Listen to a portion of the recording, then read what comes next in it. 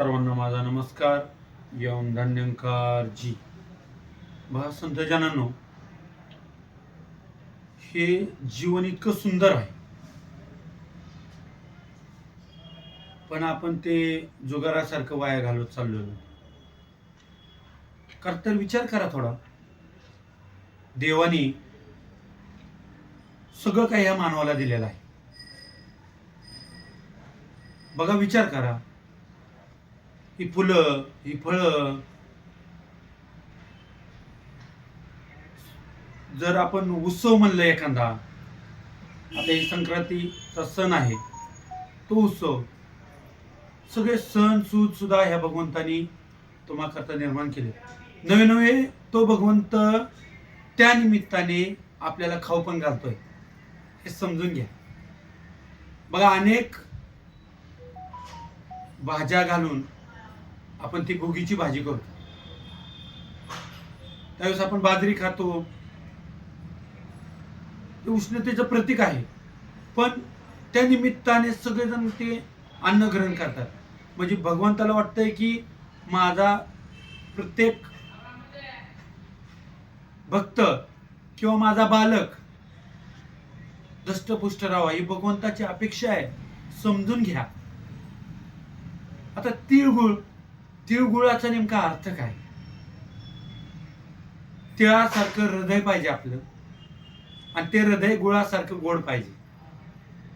तेव्हा भक्तीचा गारवा लागतो, तेव्हा भक्ती त्या भगवंताला पण आवडतो. आपण निक्कम म्हणायचं नाही, तो हा विठ्ठल बरवा, तो हा माधव बरवा, तो आणि हा कळण म्हणजे भक्ती आहे. ह्या भगवंताला आवडण्यासारखं आपण वागलं पाहिजे. म्हणून आपल्या मनामध्ये भाव पाहिजे, नाही तर त्या भारुडासारखं नको. संतांनी त्यामुळे तर तुकडोजी महाराजांनी ते भारुडलेले. मनी नाही भाव, म्हणे देवा मला पाव, देव आशानं पावायचा नाही रे, देव बाजारचा भाजीपाला नाही रे. दगडाचं देव त्याला पातरडाचं भेव, देव आशानं पावायचा नाही रे, देव बाजारचा भाजीपाला नाही रे.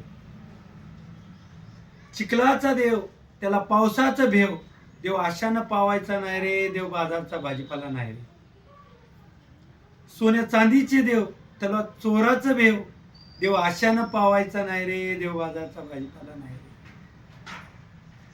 लाकडाचा देव त्याला अग्नीचं भेव, देव आशानं पावायचा नाही रे, देव बाजारचा भाजीपाला नाही रे. संत तुकडोजी महाराजांनी लिहून ठेवले, बारोडामधून सांगितलं. मग विचार करा, देव आशानं पावायचा नाही रे, देव बाजारचा भाजीपाला नाही रे. मग देव आहे कसा? मग देव तर आपले हेच आहेत. विचार करा, थोडस डोक्याला ताण द्या. देवाची कोणती भक्ती करतोय विचार करा जरा. विचार करणं म्हणजे भक्ती. देवाला पाहून ओळखून करणं म्हणजे भक्ती. संतांचं प्रमाण आहे, आधी देवाशी ओळखावे, मग अनन्य बाही भजावे, अखंडाची ध्यान धरावे, सर्वोत्तमाचे. बाबांनो, त्या आधी त्या देवाची, त्या परमात्म्याची, त्या ईश्वराची प्राप्ती करून घ्या, नंतर भक्तीला सुरुवात होते. हे पूर्वीचं जे आलंय ते आपल्या डोक्यातून बाहेर निघायलाच तयार नाही. म्हणून भक्तीमध्ये आपली निवड पस्कत झालेली. नाही तर देव हेच आहेत आपले. लाकडाचा देव आहे, दगडाचा देव आहे, सोन्या चांदीचे देव आहेत, चिखलाचा देव आहे. विचार करा. देवताशास्त्रामध्ये, पुराणामध्ये, वेदामध्ये, ग्रंथामध्ये निर्गुण निराकार ईश्वर सांगितलं. बघा, देवानी हे सगळं काय आपल्याला दिलंय, आणि आपण देवाला काय देतोय? काय देतो देवाला आपण? आपल्याला देवाने सगळं दिलंय.